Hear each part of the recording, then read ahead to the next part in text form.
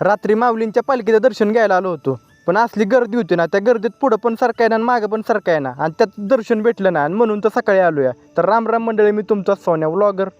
रात्रीचं दर्शन घ्यायला रांगेत थांबलो असतो तर मला पाठ झाली असती, आणि म्हणून हे विचार करून आपलं म्हणलं सकाळीच यावं. सकाळी चांगलं दर्शन गावलं.